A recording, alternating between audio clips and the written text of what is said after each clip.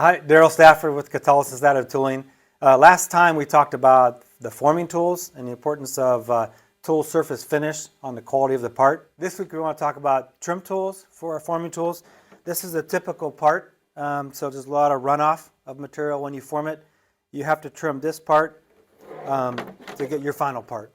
And what's very important on your trim tools is the repeatability of the fixturing that repeats every time so you get good quality trim. So 3D printed tooling is a good option for trim tools, but if you have a small tool like this and you've got to trim this, it might make sense to either machine this in-house on your machine or cast off of it.